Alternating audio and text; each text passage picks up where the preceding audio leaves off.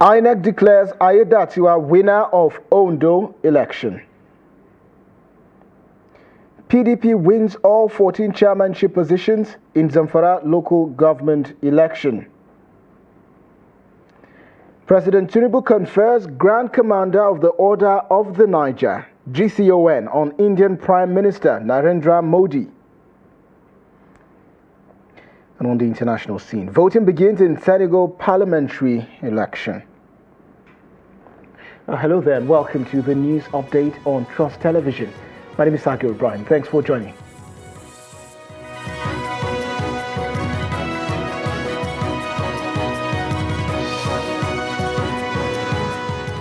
Details now. The Independent National Electoral Commission INEC on Sunday declared the candidate of the All Progressives Congress, Governor Lucky Aiyedatiwa, winner of the Saturday's governorship election in Ondo State. The returning officer, Professor Olayemi Akinwumi, declared Aiyedatiwa winner at the State Coalition Center, INEC headquarters, Alagbaka, Akure. Akinwumi, who's the Vice Chancellor of the Federal University of Lokoja, Kogi State, declared and returned the APC candidate elected. According to the result, Aiyedatiwa polled 366,781 votes to defeat his major rival and candidate of the People's Democratic Party, Agboola Ajayi, who came a distant second with 117,845 votes, while African Democratic Party's Adeyemi Nejo came third with 4,138. The incumbent governor won all the 18 councils in the state to clinch a landslide victory in the election. You were all there, we were all on the field. The election was induced and the highest bidder takes over. That is what it is. We have all campaigned throughout the nooks and crannies of the state. And I can tell you, the yearning, the craving and the aspiration of the people of Ondo State. But well, at that point of voting, maybe because of poverty, I wouldn't know. Well, that is it really. People just decide and say, well, I think if this is money, let us go for it. After all, we don't have anything with us. But my concern is this. If this is the future of election in Nigeria, then we have a long way to go. Akinmurele John Otitoloju of YPP 216. Mimiko Olubansile Abbas of ZLP 2692. That Aiyedatiwa Lucky Orimisan of APC, having satisfied the requirement of the law, is hereby declared the winner and is returned elected.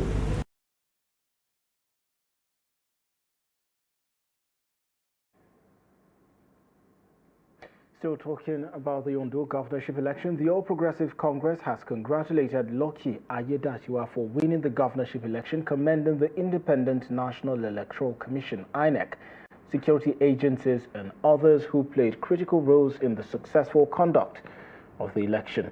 Aiyedatiwa, the incumbent governor of the state, was declared as the winner of the election on Sunday, defeating his closest rival, Ajayi Agboola, who flew the People's Democratic Party's flag in the poll. Minutes after the declaration, the APC said the victory was a testament that Aiyedatiwa's policies were in alignment with the people's wishes. Elsewhere, the People's Democratic Party has recorded a landslide victory in the just concluded Zamfara State local government election, winning all 14 chairmanship seats and securing every councillorship position. The chairman of Zamfara State Independent Electoral Commission, ZASIEC, Bala Aliyu, announced the results on Sunday morning. Speaking with newsmen shortly after the coalition exercise in Gusau, the commission's chairman said the PDP candidates had emerged victorious across all local government areas, including Gusau, Kaura Namoda, Maru, Talata Mafara, and Anka, among others. He described the elections as free, fair, and credible, attributing the success of the exercise to the collaborative efforts of security agencies, election officials, and voters. The representative of the PDP at the Coalition Center, Wadato Madawaki, expressed his satisfaction with the election results, describing it as a resounding endorsement of the PDP's leadership and commitment to the development of Zamfara State.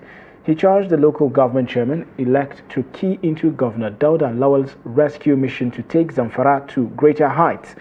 Independent observers who monitored the elections reported a generally peaceful atmosphere and praised the conduct of the polls, highlighting the improved security arrangements that allowed the election to be conducted smoothly. And Comrade Tonye Yemolega of the Radio Bayelsa Chapel has emerged as the new chairman of the Nigeria Union of Journalists NUJ Bayelsa State Council, following a tightly contested triennial election. Yemolega secured 213 votes, narrowly defeating Comrade Ogio Ikpigansi of the Information Chapel, who polled 209 votes. Friday Peter has more of the election. The newly elected NUJ Bayelsa State Chairman, Comrade Tonye Yemolea, described his victory as a win for the entire council. He called for collective support to ensure the success of the new leadership in serving the union effectively. I feel elated. I feel that collectively, council members have decided to move forward, to give themselves something better. Before the elections, we campaigned as groups, but today we have given for ourselves to be at the aim of affairs for 3 years, a new set of leadership led by Tonye Yemolea. The victory is not for Tonye Yemolea, the victory is for NUJ Bayelsa State Council.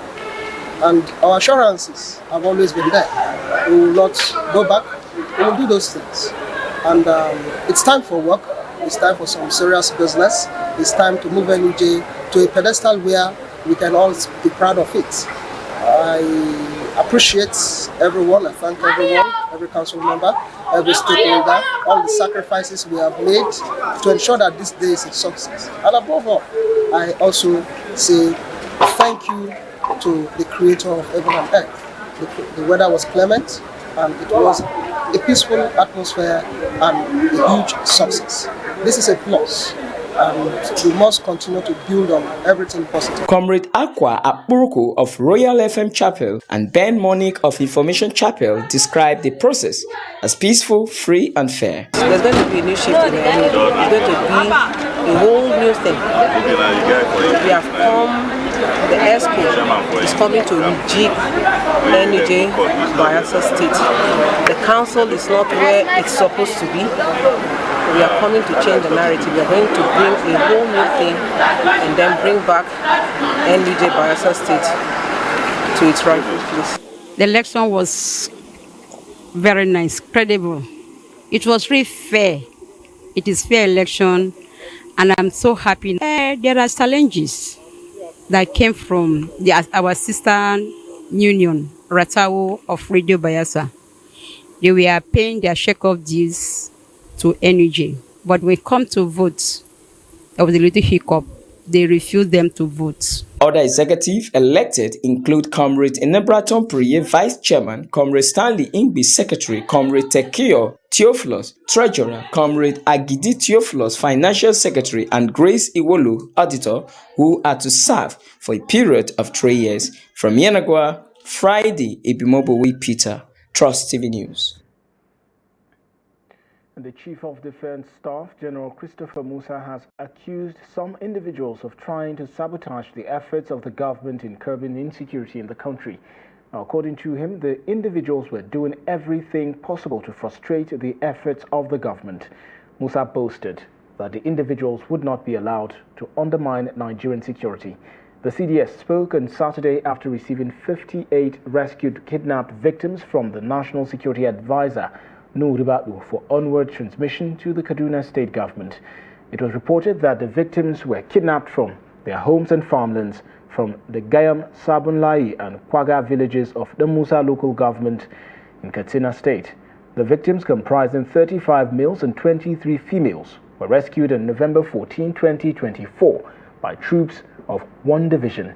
Musa stressed that contrary to the belief of many Nigerians, not all who were involved in banditry joined willingly. According to him, some of them were conscripted, adding that the troops would ensure the perpetrators face the wrath of the law. Also, Musa added that no kobo was paid for the victims to regain their freedom. He called on the citizens to support the security agencies in the ongoing fight against insecurity. The National Coordinator, National Counter-Terrorism Center, Major General Adamu Laka, said preliminary investigations had revealed that the victims were kidnapped by suspected armed bandits under the command of a notorious bandit called Jambros. And meanwhile, the Kaduna State Police Command on Saturday has arrested several high-profile kidnappers, cattle rustlers and vandals across the state. In a statement released to newsmen, the command's public relations officer, Mansur Hassan, said operatives of Operation Fushinkada nabbed 6 suspected kidnappers, 1 cattle rustler, 5 vandals and recovered firearms as well as charms. He said on November 12, 2024, Operation Fushinkada personnel arrested 4 members of a notorious kidnapping syndicate operating in Rahama Village, Dusenwai Village and surrounding areas. He said the suspect, Yahya Abdullahi, Shamsu Ibrahim, Linus Obasi and Hawa Muhammad were involved in the kidnapping of a female victim from Rahama Village who was held captive for 4 days until a ransom of 3 million naira was paid. He added that in another breakthrough operation, Fushinkada operatives arrested 2 members of a notorious kidnapping syndicate in Ikara local government area on November 6, 2024. Hassan said the suspects, Surajo Hassan and Abdulhadi Usman, confessed to multiple armed robbery operations and kidnappings, including a case where a victim was held captive for 60 days and released after a ransom of 8 million naira was paid. Meanwhile, operatives of the National Drug Law Enforcement Agency have intercepted a significant shipment of cocaine destined for the United Kingdom. The contraband, valued at several millions of naira, was concealed within everyday food items such as granulated pepper, melon seeds, and yam flour. Femi Babafemi, the NDLEA's Director of Media and Advocacy, disclosed this information via his X account on Sunday, sharing a video of the intercepted contraband.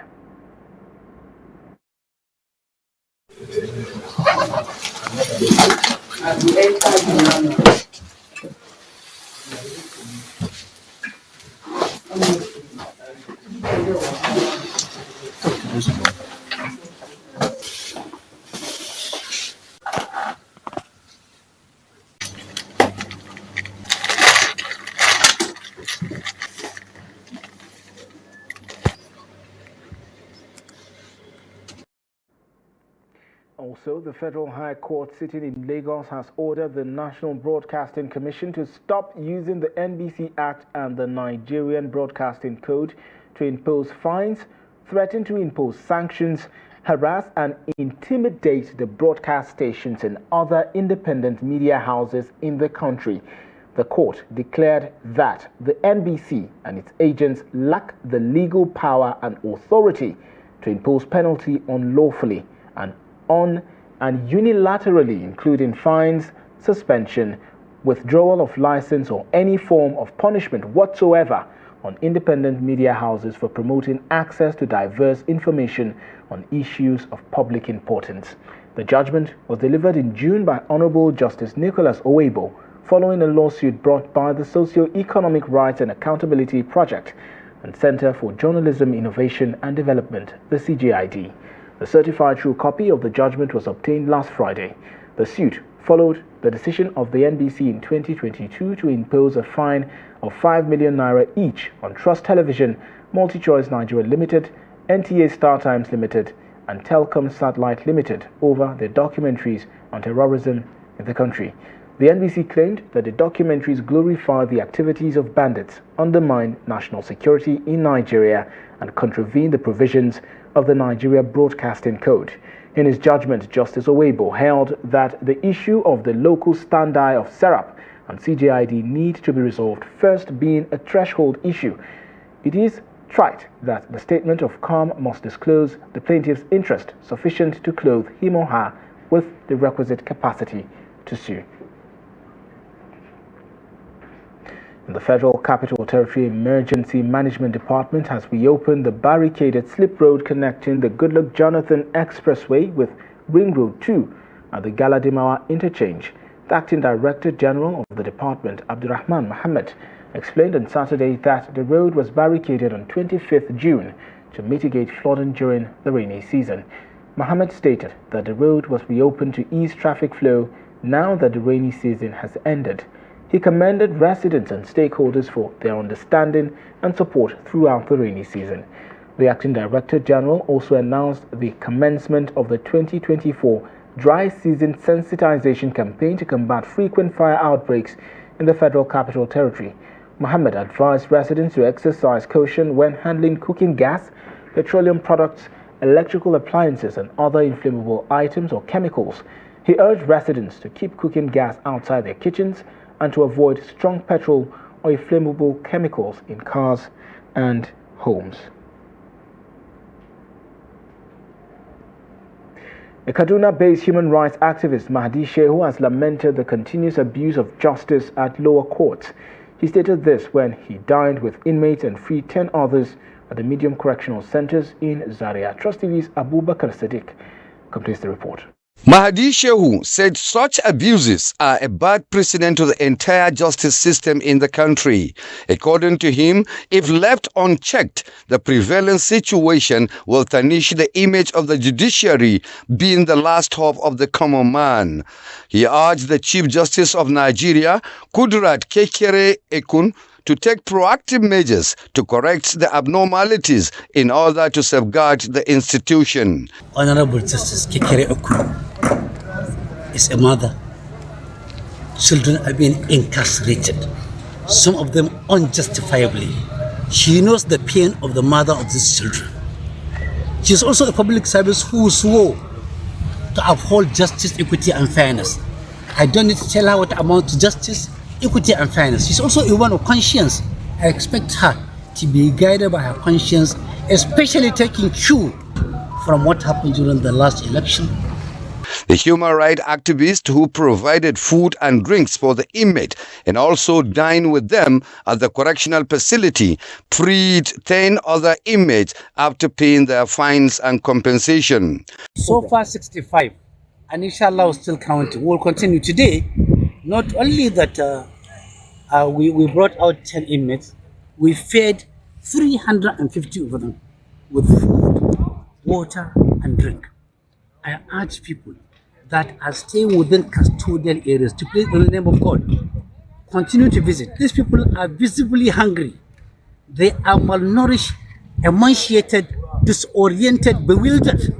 Meanwhile, a renowned Islamic cleric and close associate to the activist, Sheikh Mohammed Awal Sharif, enjoined scholars to extend their religious gesture beyond churches and mosques.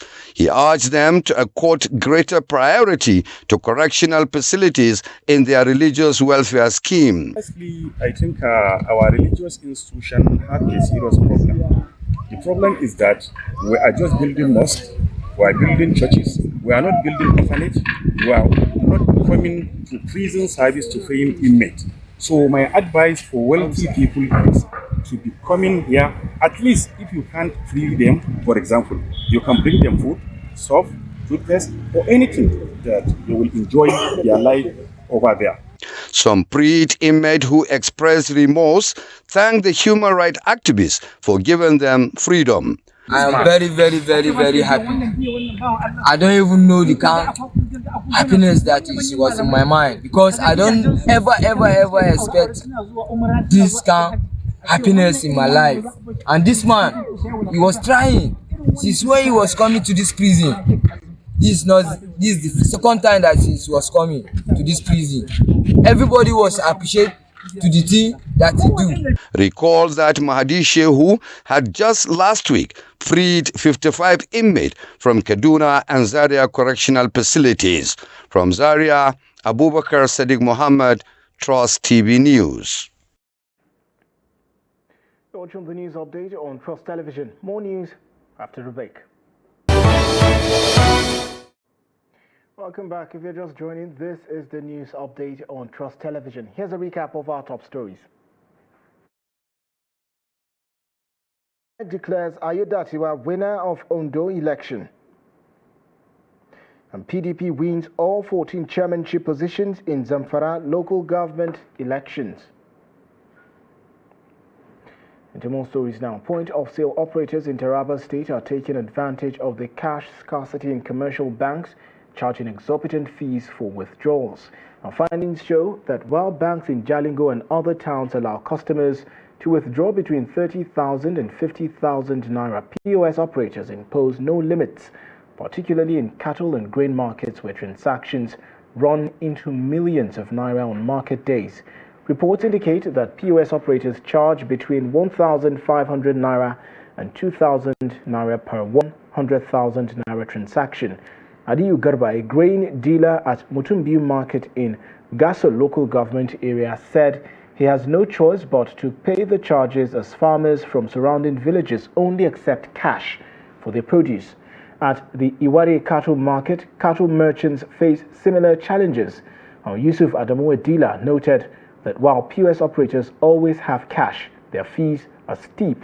He added that their services are indispensable since the 10 towns hosting major cattle markets in the state lack commercial banks. Similarly, out of the 12 towns hosting major grain markets, only Mutumbiu has a bank, forcing traders to rely on POS operators despite the high charges.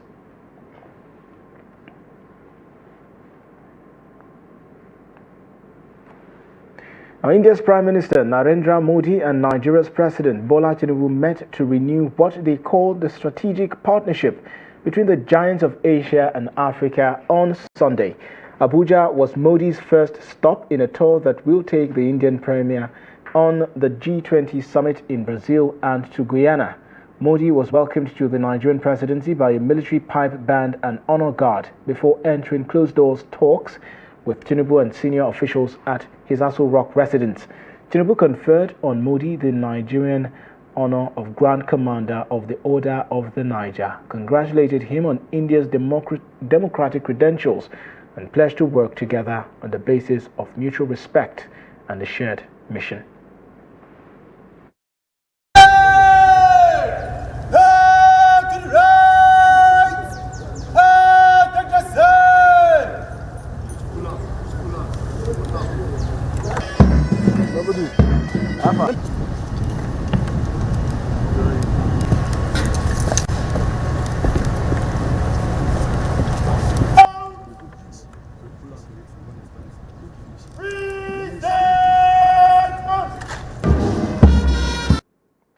And now on the international scene, voters in Senegal are choosing 165 lawmakers in the nation's assembly, where the party of President Bassirou Diomaye Faye currently does not hold a majority. Now, 41 lists of candidates with 4 major coalitions dominating the race. Former President Macky Sall leads the Taku Walu opposition platform. Faye, who was elected in March on an anti-establishment platform, said that has blocked him from executing the reforms he pledged during his campaign, including fighting corruption, reviewing fishing permits for foreign companies, and securing a bigger share from the country's natural resources for the population. His Prime Minister Usman Sonko was not present in the assembly, where the opposition threatened a vote of no confidence. The campaign was marked by sporadic clashes between different party supporters. Clashes erupted between supporters in central Senegal in recent weeks, and the headquarters of an opposition party was set on fire in the capital, Dakar, the Ministry of Interior said on Monday, November 11. On Tuesday, November 12, Usman Sonko, the country's prime minister and a popular opposition figure who helped catapult Faye to victory, denounced attacks against supporters of his party, PASTEF, in Dakar and other cities. In September, President Faye dissolved the opposition-led parliament, paving the way for a snap legislative election. The last assembly, really, we were not proud of this 14th legislature. Maybe this one will be better, with people there who will serve the country, really. Really, I hope it changes so they vote in the best policies. It is the assembly which controls governmental action. So we hope they will keep an eye on what the government is doing and control governmental action.